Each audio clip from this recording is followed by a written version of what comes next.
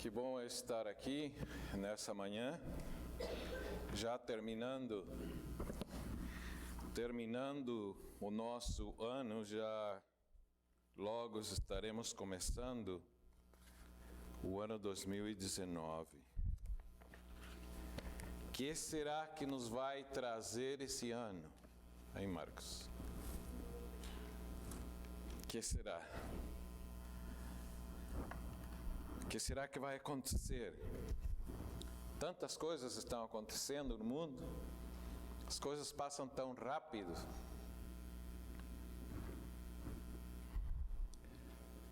Quando eu vi essa história do casal cego, me lembro que eu quase nunca entro em Facebook, é uma raridade que você me vê entrar. Outro dia eu entrei, estava vendo o Facebook, minha esposa que tem o Facebook, eu não tenho nada disso, eu só... E eu entrei ali e comecei a ver umas coisas, daí entrei num outro site que me foi para o outro lado e vi umas coisas tão bonitas, tão emocionantes, eu comecei a postar algumas. Até eu postei que ela falou para as crianças, foi postado lá, encontrei.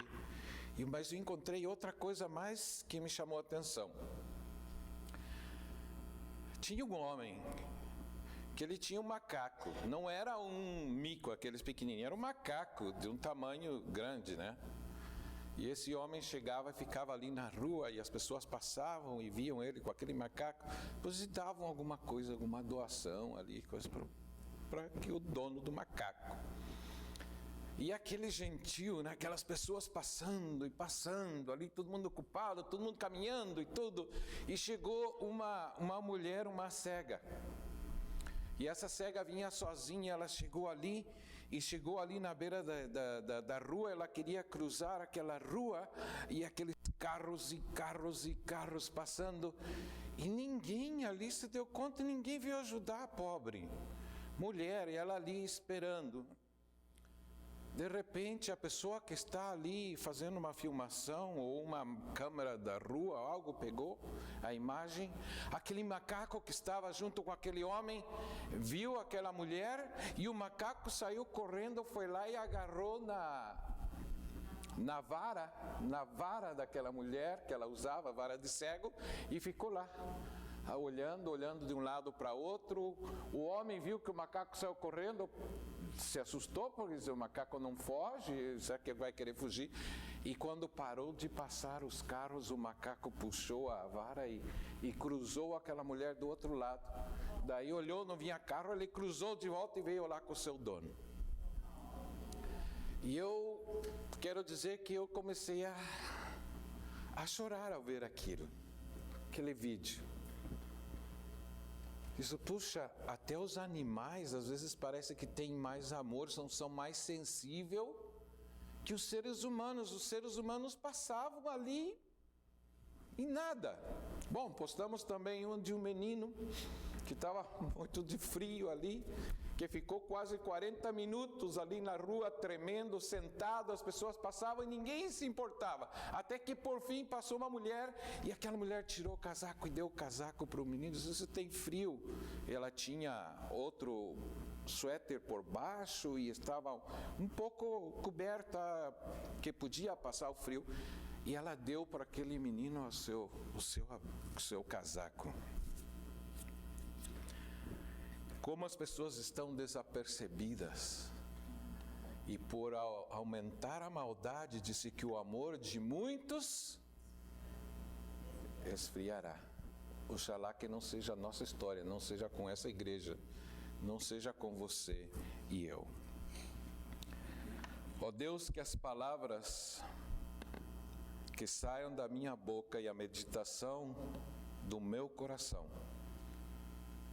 sejam agradáveis a Ti, Senhor meu, rocha minha e meu Redentor. Cerca de 40 dias depois do nascimento de Jesus, eu antes de começar o tema, acho que estão gravando, verdade? Quero mandar também uma saudação àquelas pessoas que não puderam vir, Quem sabe estão de viagem, alguns estão enfermos e que nos podem ver através da internet. Que a bênção de Deus possa chegar também a cada um deles. E já desejamos a todos um Feliz Natal e um próspero Ano Novo, um ano mais perto da vinda de Cristo. Depois dos 40 dias que Jesus nasceu, nós conhecemos a história,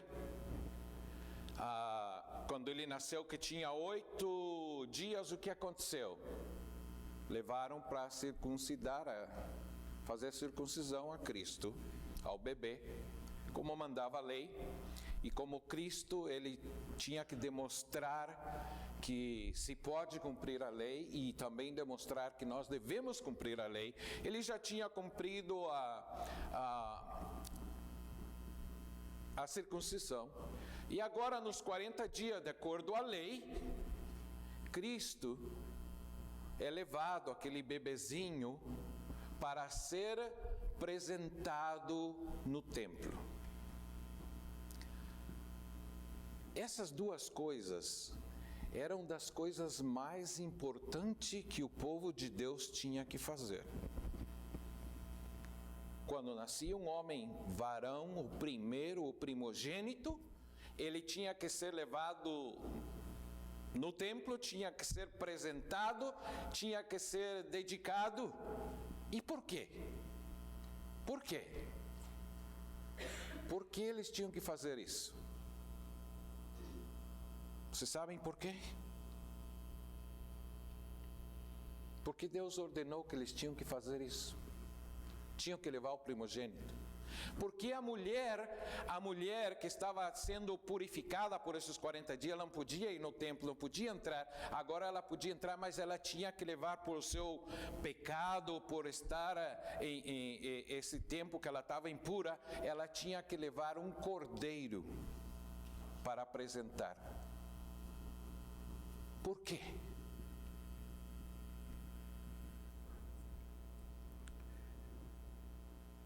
Quando o homem pecou,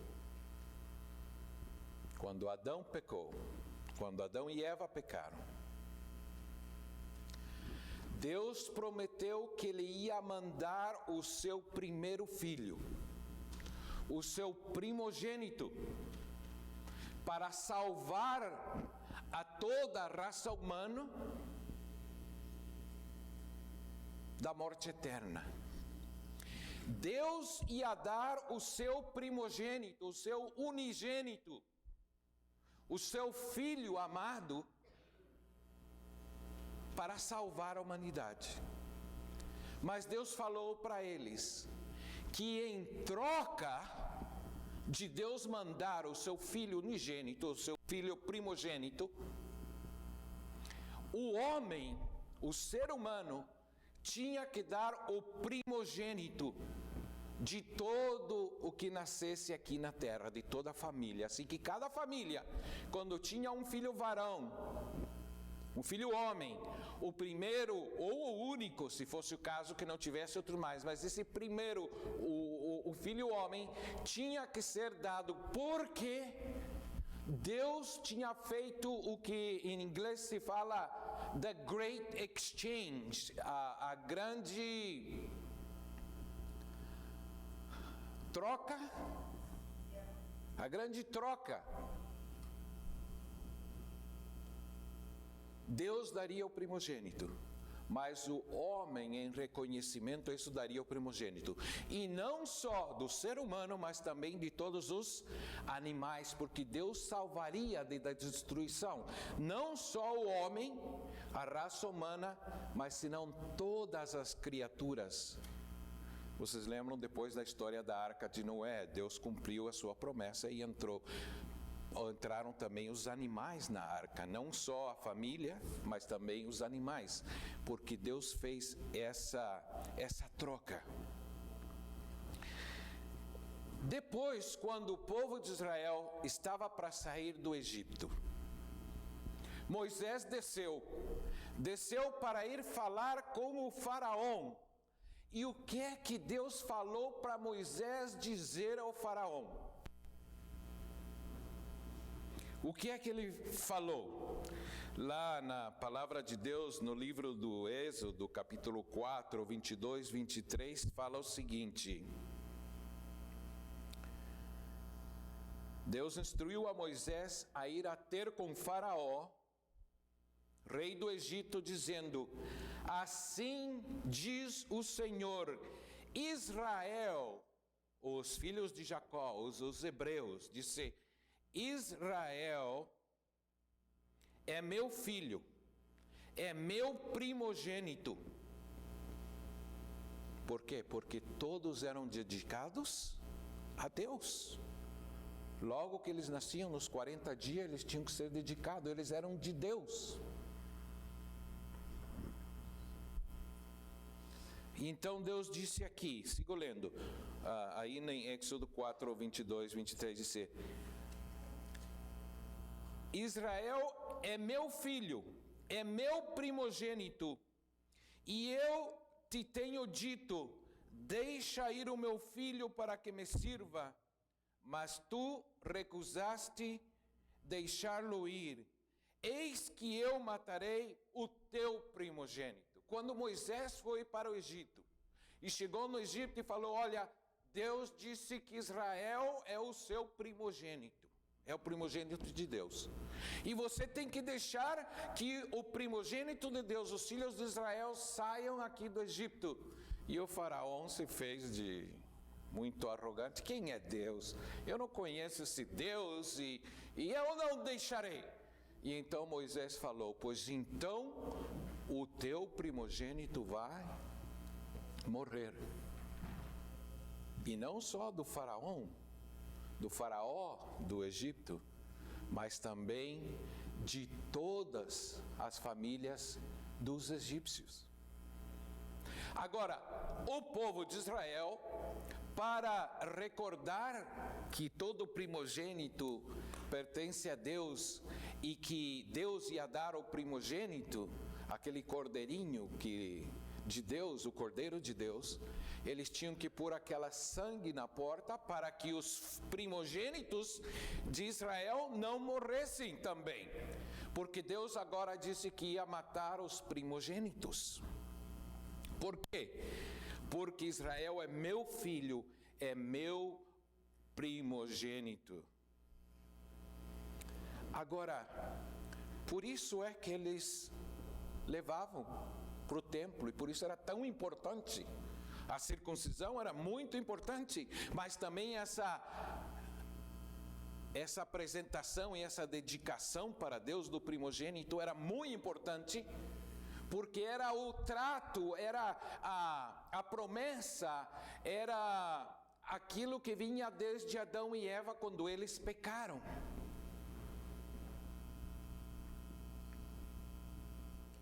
E você se lembra quem foi atacar?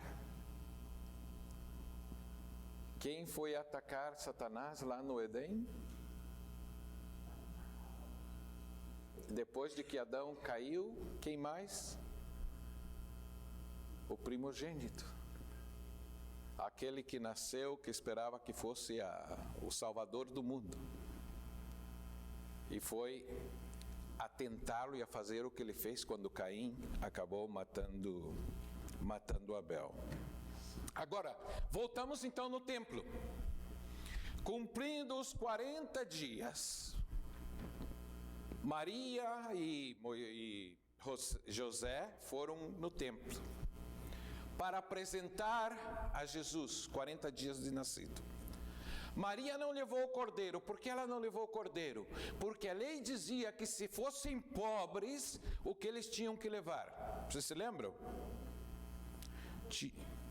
Deviam que levar duas rolinhas ou 2 pombinhos para ser usado. Um para pagar o pago do pecado, e o outro era apresentado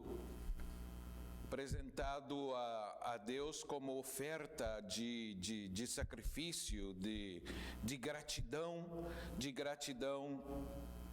a Deus. Agora, quando Maria e José entraram no templo e foram para ser apresentados. Tinha um sacerdote que os atendeu.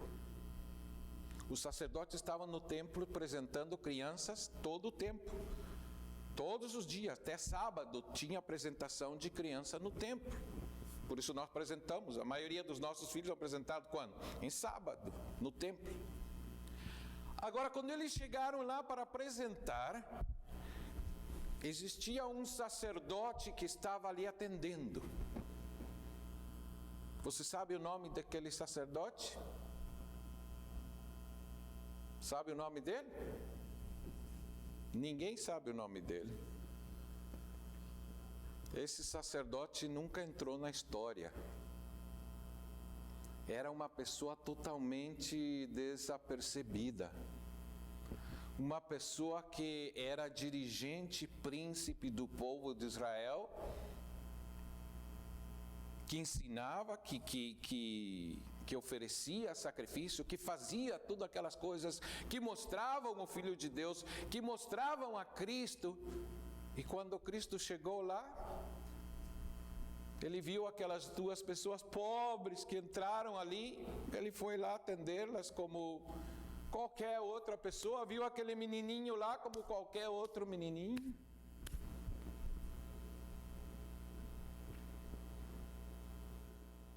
O apresentou e entregou de volta para Maria. E agora Maria se dá uma volta e começa a sair.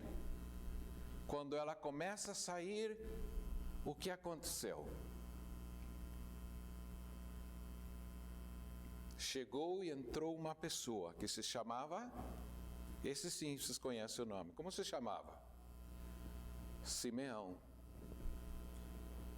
Simeão era uma pessoa piedosa, diz a Bíblia.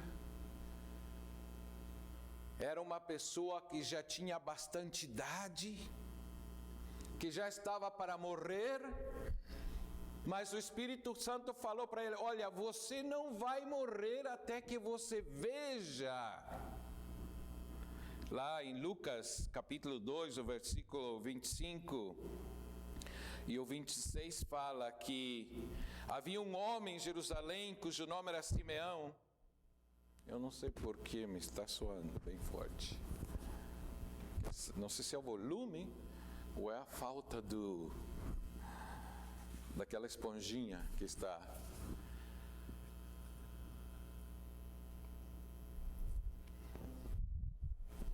Quando dobro, ok.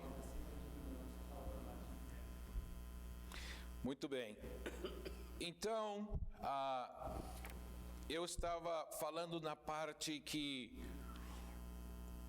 o sacerdote que recebeu a Jesus e registrou como apresentado, vou ter que usar assim, e apresentado então ao menino Jesus. Ele viu aquelas duas pessoas pobres que não tinham nada de especial para oferecer. Ele escreveu a Jesus na lista dos primogênitos. Tudo primogênito tinha que ser escrito. Os outros não. Os outros filhos nasciam e estavam na genealogia, mas não era escrito no templo. Cada família tinha o seu primogênito escrito lá no templo. Então o sacerdote fez a cerimônia, escreveu, entregou a Maria, e Maria começa a sair, e então quando ela está saindo, é quando aparece aquele homem que se chamava Simeão. Ele olha aquela família e ele entendeu que essa família era a que estava carregando quem? O prometido, o menino prometido, o Salvador, o Cordeiro de Deus, o primogênito de Deus. Ele viu, porque o Espírito Santo foi que o levou para o templo, que o mandou que fosse para o templo. E quando ele chegou lá, ele vê aquele menino nas mãos de Maria, que já tinha sido dedicado, já tinha sido apresentado. E então, quando ele vê, ele pensou: essa criança é aquele cuja glória Moisés rogava por ver. Se lembra vocês que Moisés queria ver a glória de Deus? E ele teve que se esconder ali numa fenda e descosta, Deus passou. Agora ali, essa glória de Deus estava ali, presente naquele menino. Era um maior que Moisés, se achava nos braços de Maria. O menino de Belém era a mesma Shekinah, ou a Shekinah, que se afastara do santuário, mas no menino de Belém encontrava-se velada, ou seja, coberta de uma forma que não se podia ver essa glória. E esse era aquele que lá no céu todos os anjos se curvavam ante ele. Esse era a coluna de fogo e de fumaça que servia de guia a Israel. Era quem os profetas haviam falado, predito que ele haveria de ver. Era o desejado de todas as nações, a raiz e geração de Davi, a resplandecente estrela da manhã. O nome daquele impotente menino escrito nos registros de Israel declaravam como nosso irmão, aquele que João disse: Deus conosco.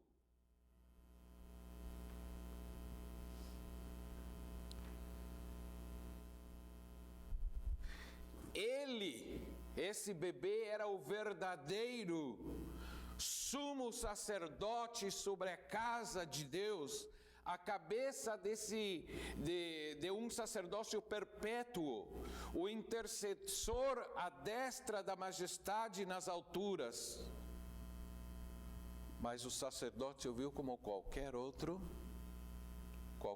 menino, qualquer outra criança. Mas quando Simeão, no templo, vê, ele, apesar de que veia aquela pobreza naquele casal, ele compreendeu a advertência do Espírito Santo, que esse que estava sendo apresentado ao Senhor era a consolação de Israel, aquele que ele anelava ver antes de morrer. E então ele tomou aquela criança nos seus braços e ele alçou aquela criança para os céus.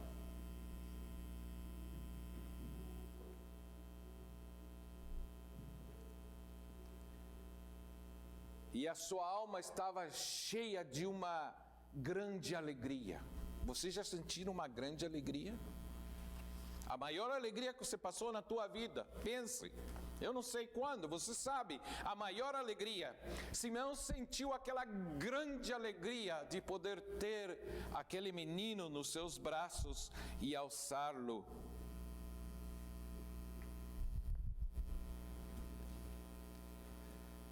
E então, Simeão fala umas palavras.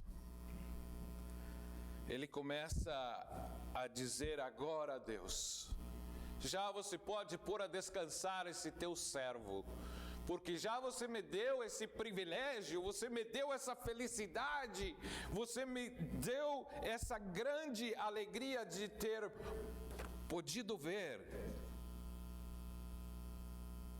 a salvação, a tua salvação que preparaste perante a face de todos os povos, luz para iluminar as nações e para a glória do teu povo.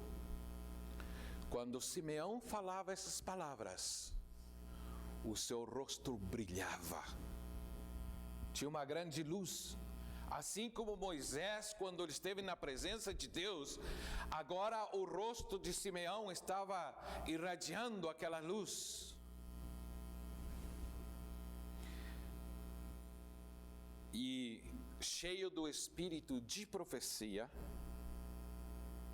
enquanto eles olhavam aquele menino nas mãos, nos braços do sacerdote, ele profetizou: Maria, eis que este é posto para queda e elevação, para tropeço e para elevação de muitos em Israel, e para sinal que é contraditório. E ele fala: uma espada traspassará também a sua própria alma, para que se manifestem os pensamentos de muitos corações.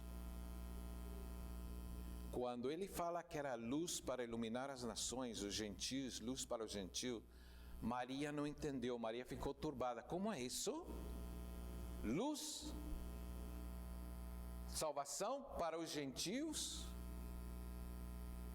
Como é isso? Ele não entendia, nem mesmo Maria nesse momento não entendia. E quando estava ali esse homem, Simeão, piedoso, entrou uma outra pessoa, quem se chamava Ana, uma profetisa. Quem era Ana? A Bíblia diz lá, família que ela vinha. Diz que essa mulher se casou, viveu com seu marido, mas nos 7 anos de estar casada, ela ficou viúva. E então ela foi para viver lá no templo. E diz a Bíblia, diz a palavra de Deus lá em Lucas 2, 35, 36, ele diz que essa mulher passava dia e noite orando no templo. Essa mulher não saía do templo. E quando as pessoas vinham para o templo, entrava, ela falava do menino que ia nascer, do menino que ia, o Salvador do mundo. Ela conversava, ela falava com essas pessoas. Por isso ela é chamada de profetisa.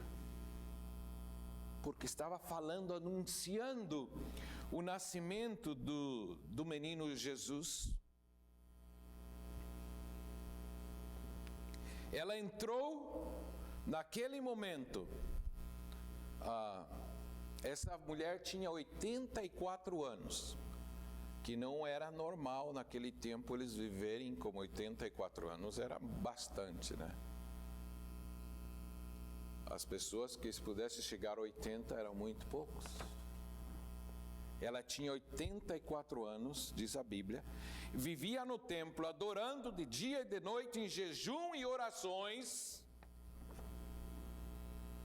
e falavas a todos do menino, a todos que os esperavam a redenção de Israel. Quando ela entrou e viu Simeão com o menino nos braços e tudo aquilo que estava acontecendo, ela confirmou o testemunho de Simeão a respeito de Cristo. Ao falar Simeão, seu rosto iluminou-se com a glória de Deus, e ela derramou suas sinceras ações de graças por lhes haver sido permitido contemplar o Cristo Redentor. Essas duas pessoas humildes puderam ver a vinda de Cristo, a sua primeira vinda, o seu nascimento.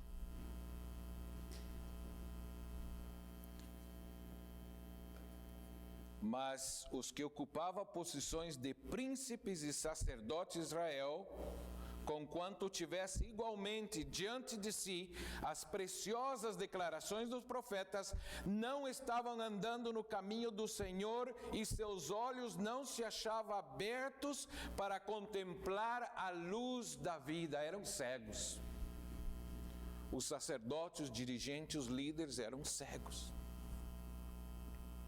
Isso está em Desejado de Todas as Nações, página 30, o Desejado condensado. E então aqui, irmão White fala dizendo: assim ainda é hoje. Acontecimentos nos quais a atenção de todo o céu se acha concentrada não são discernidos. Sua ocorrência passa despercebida pelos guias religiosos e adoradores na casa de Deus. Maria ponderou a vasta e profunda profecia de Simeão. Ao olhar para a criança que tinha nos braços, agora Maria já tinha o menino nos braços, e relembrar as palavras dos pastores de Belém, enchia de grata alegria e iluminava a esperança. As palavras de Simeão trouxeram à mente as profecias de Isaías, que dizia que um broto, rebento do tronco de Jessé e das suas raízes, um renovo frutificaria, e sobre ele havia de repousar o Espírito Santo, o Espírito de sabedoria, de conselho, de inteligência, o espírito de conselho e de fortaleza, o espírito de conhecimento e temor do Senhor, e a justiça será o cinto dos seus lomos. Isso está em Isaías 11:1. O povo que andava em trevas e uma grande luz, e sobre os que habitavam na região da sombra da morte resplandeceu luz, porque o menino nos nasceu, um filho se nos deu, e o principado está sobre os seus ombros. E o seu nome será maravilhoso, conselheiro, Deus forte, Pai de eternidade, príncipe de paz. Todas essas profecias vieram à mente de Maria, nesse momento que ela está ali junto com Simeão e com Ana. Agora eu faço uma pergunta. Por que será que esse sacerdote tão despistado, tão desapercebido, não se deu conta que estava ele apresentando o Filho de Deus? E sabem que o Espírito de Profecia fala que quando o sacerdote ouviu, ele ouviu o que disse Simeão. Sabe o que ele pensou? Ele disse: esse está levado. Vocês sabem que é levado, né? Levadura, fermento. Que está meio bêbado. Ele está meio... Ele subiu um pouco, quem sabe, o que ele comeu, e está meio... Essa é o que... Isso que diz lá a palavra de Deus, eu acho que também o diz ali no livro de Lucas, que quando ouviu, ele pensou, diz: esse homem está... Agora, por quê? Minha pergunta: e por quê? Por que ele não viu? Por que ele não entendeu? E será que isso não pode passar conosco também? Ou será que não está passando conosco?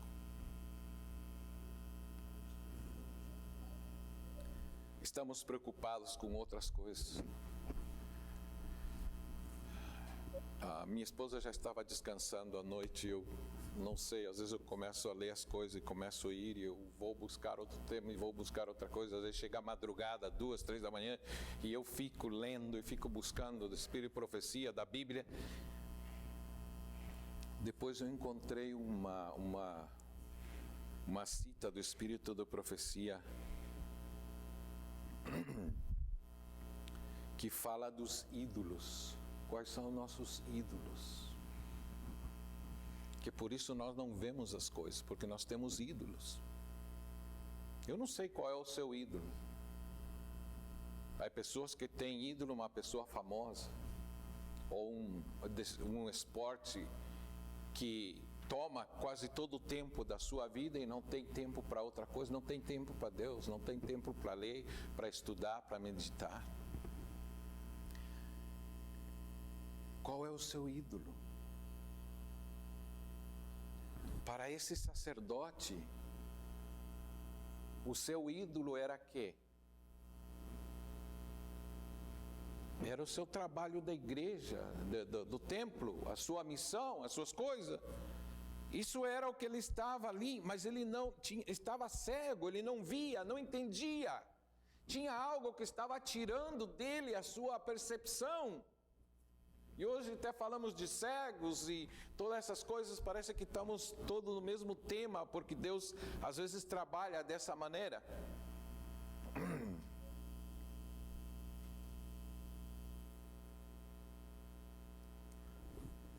E eu fiquei bem chateado ao ler essa passagem e comecei a pensar, quem é meu ídolo? Porque eu não tenho tanto tempo para orar, para estudar a palavra de Deus. O que é que me está... Qual é o meu ídolo?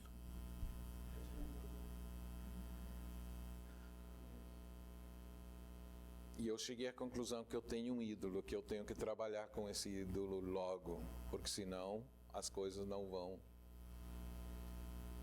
O meu ídolo é o trabalho.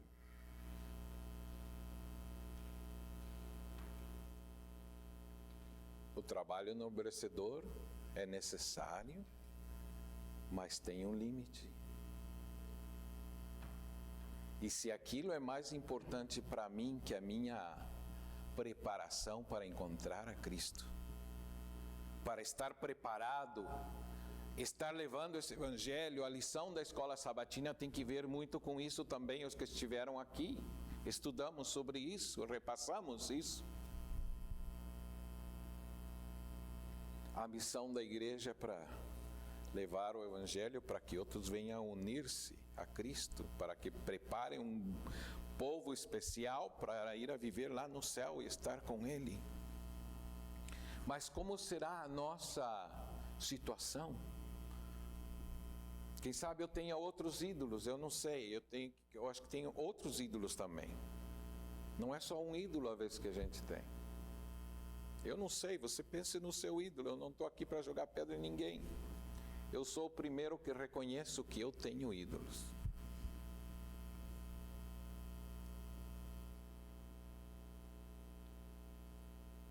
E que pena que a gente pode estar aqui pregando, pode estar aqui na igreja, pode estar a vida inteira na igreja, mas o nosso coração não está entregue ainda a Cristo. Ele não é o meu ídolo, Ele não é o meu Deus. Se não for assim, Ele vai vir, Ele vai voltar e nós vamos estar desapercebidos.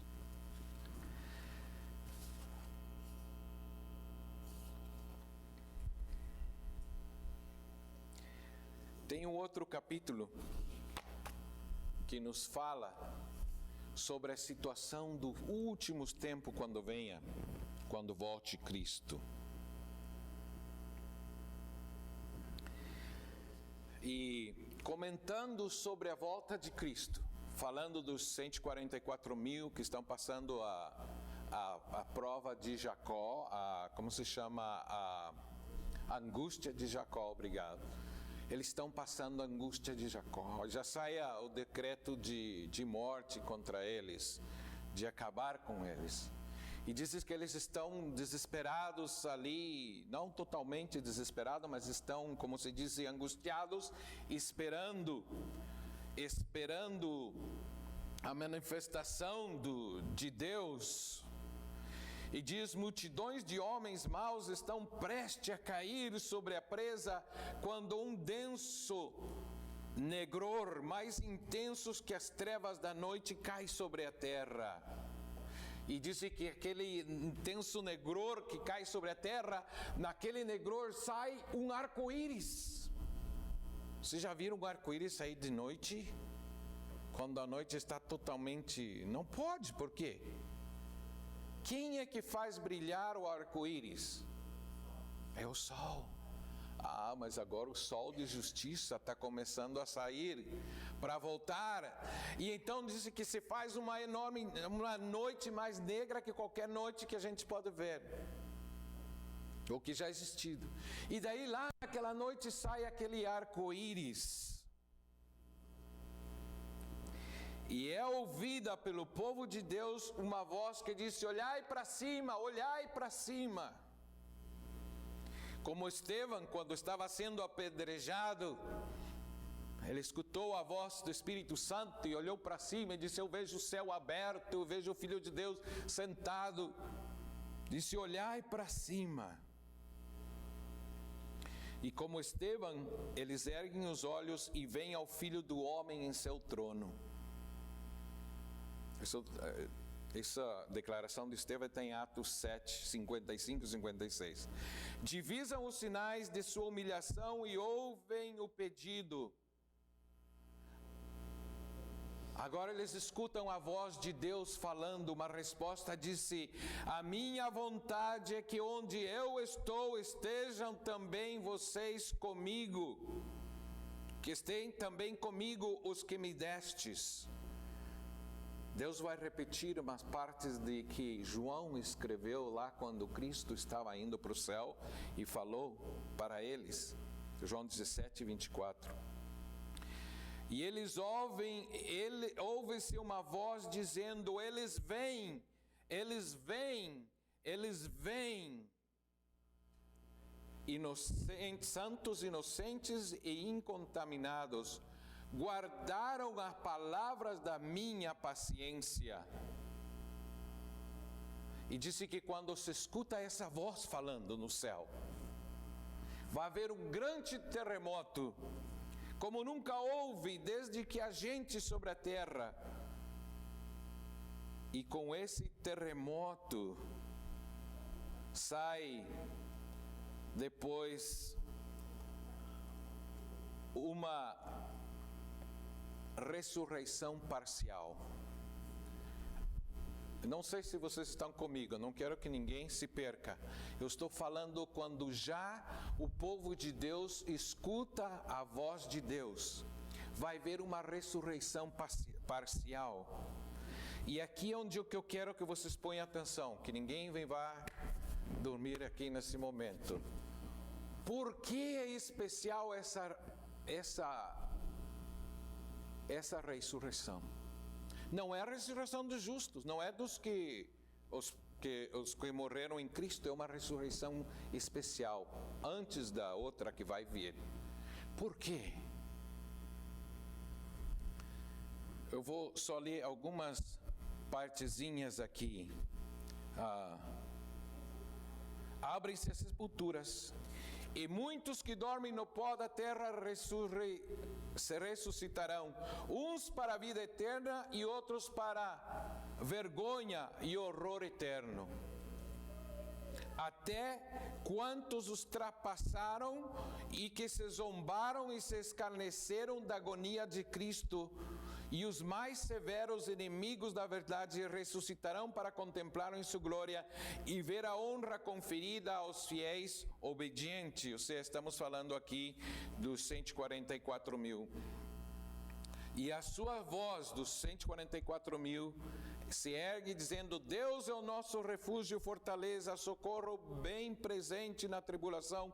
Portanto, não temeremos, ainda que a terra se transporte e os mares e os montes se abalem no seio dos mares.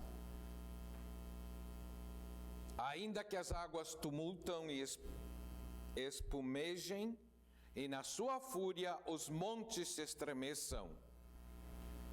E então vai aparecer lá no céu que é uma mão que segura as duas tábuas da lei de Deus. Porque Deus, antes de trazer os mortos que vão ressuscitar depois, que vão ir para o céu, tem essa ressurreição parcial? Porque esses que zombaram, aqueles que esculpiram de Jesus, a irmã White fala do nome de alguns, ela fala aqui de Herodes, por exemplo. Os sumos sacerdotes, os príncipes daquele tempo, aqueles que vieram e lhe puseram a coroa de espinha na sua cabeça, eles vão se levantar antes da vinda de Cristo para ver todas essas coisas. Para ver essas coisas que eu acabo de falar, que sucederá, a lei de Deus saindo no céu.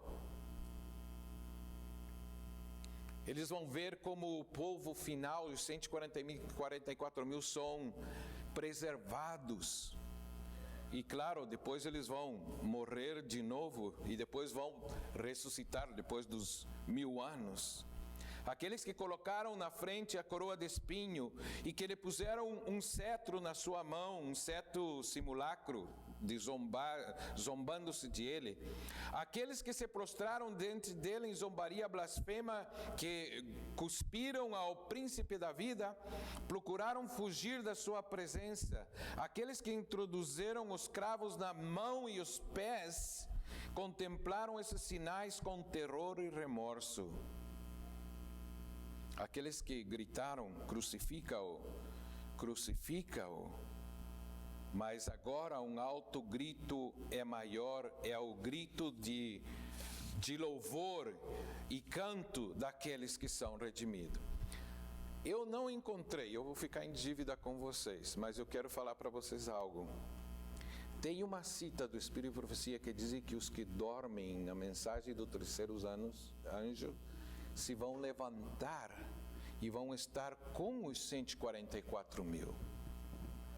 E eu acho que ela está falando de nós, que vivemos nesse tempo do fim, que vivemos na mensagem dos 3 anjos, que começou quando? 1844 para cá. Quem sabe nós não tivemos a oportunidade de ver esse bebê nasceu lá em Jerusalém, em Belém, e levado, apresentado em Jerusalém, nós podemos ver todas essas sinais. E logo depois ela sigue falando, então se levantam todos os que dormem em Cristo, todos os que ressuscitam na primeira ressurreição. Mas tem uma parte especial que vai suceder algo grandioso no céu. Tem outras coisas mais, mas o tempo se acabou, eu não vou seguir mais falando dessas coisas maravilhosas. Eu e você tem oportunidade de ver essas coisas grandiosas que vão suceder antes da vinda de Cristo. Depois eles vão ver uma mãozinha negra, uma nuvenzinha negra do tamanho de uma mão. Não é uma mão negra, é uma nuvenzinha negra do tamanho de uma mão que vai aparecer lá no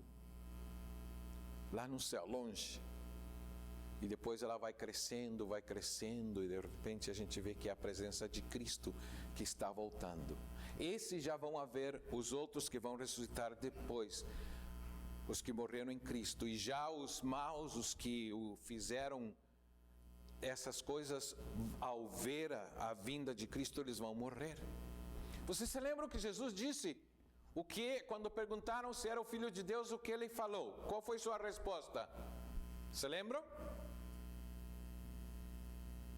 Quando ele falou a Herodes, o que ele falou? Mas também tem outro versículo que ele disse, vereis ao Filho de Deus voltando nas nuvens do céu, sentado à direita do poder. Ele falou, vereis. Isso se vai cumprir, eles vão ver a Cristo vindo, e então eles vão ser fulminados, antes que Cristo chegue perto à terra, antes que eles vão ser destruídos novamente. Morreram uma vez, vão morrer a segunda vez, e depois vão ressuscitar depois de 1000 anos, e vão morrer outra vez, vão morrer 3 vezes, isso que eu mencionei outro dia que nós estávamos conversando lá no curso de Apocalipse. Agora a pergunta é para mim. Como eu estou?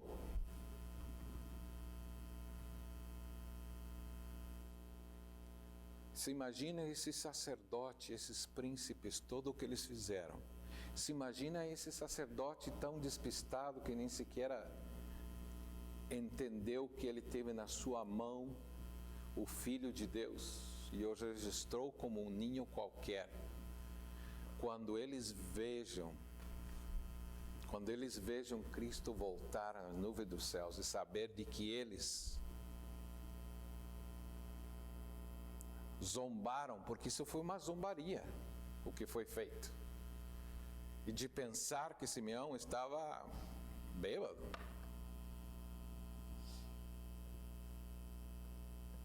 Nós vamos passar, se a gente estudar mais profundamente as profecias, nós vamos passar muitas coisas. E temos esse privilégio de ver a graça de Deus manifestada a cada um de nós. Satanás disse que Deus é um Deus injusto, que a raça humana caiu, ele lá não se importa com o ser humano.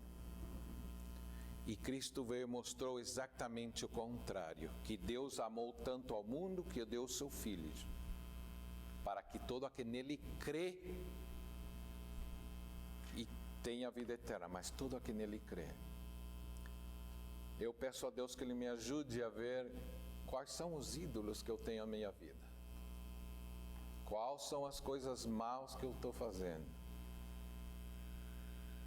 Os sinais estão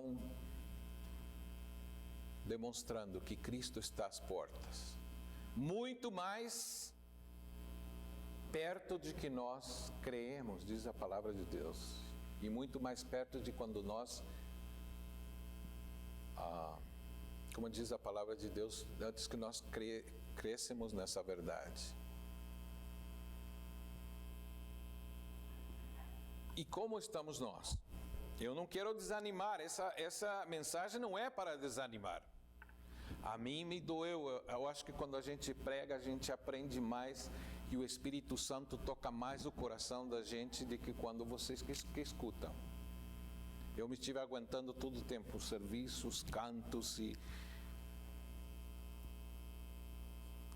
Orem por mim, irmãos, orem por mim, para que eu possa deixar essas coisas que me impedem, deixar esses ídolos.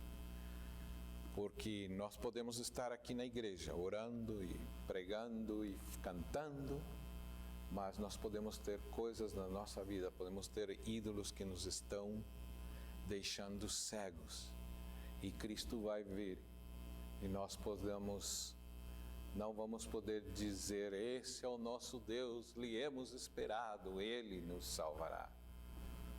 Mas que Deus me ajude, que Deus me mude, que esse novo ano seja diferente, não seja só de palavra, mas que seja de ações, que Ele me dê o poder, me dê o Espírito Santo, que me ajude a corrigir as coisas que eu tenho que corrigir na minha vida, para preparar-me para encontrar com o meu Deus. Eu quero encontrar-se com o meu Deus. Eu não quero passar essa vida desapercebida. E seja qual for as coisas, que Ele me ajude a tirar essas coisas da minha vida, para que eu me possa preparar. Eu espero que vocês, aqueles que nos estão ouvindo através da internet, que você também possa fazer uma decisão, não como só uma decisão, mas cada ano a gente faz decisões, perder de peso, baixar de peso, outras coisas que a gente faz, decisões, estar mais perto de Deus, mas que sejamos mais sinceros e que Deus nos ajude pelo seu poder, pelo seu Espírito, de mudar-nos e transformar-nos.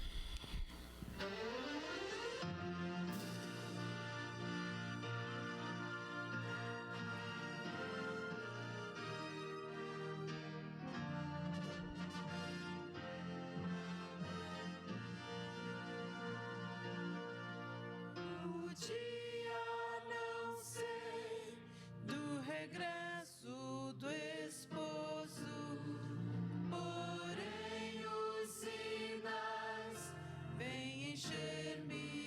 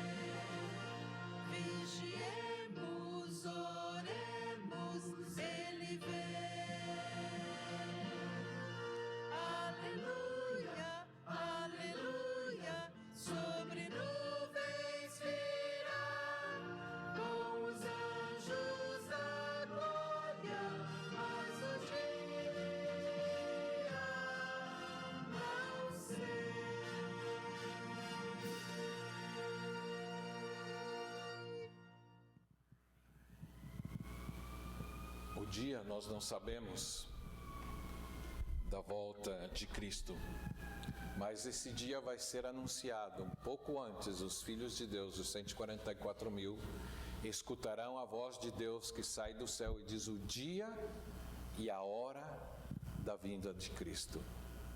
Oxalá que podamos estar lá junto com eles para poder escutar. Não que vamos ser parte deles, mas vamos estar junto com eles, escutar essa voz de Deus. Nosso bom Deus, te pedimos o perdão dos nossos pecados, por ações mal cometidas, por boas ações não cometidas, pelos nossos maus pensamentos. Enfim, Senhor, de toda forma que tínhamos pecado contra Ti.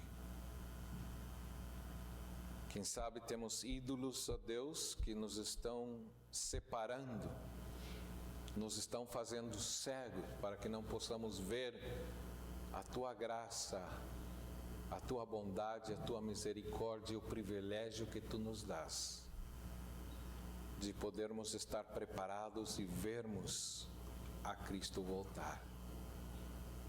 Abençoa essa igreja, abençoa cada um dos nossos televidentes, abençoa cada uma das pessoas que possam fazer uma decisão de verdadeiramente entregar-se a Ti, se preparar assim como Simeão e assim como Ana se prepararam para ver a Sua primeira vinda. Nós podemos prepararmos para ver a Sua segunda vinda.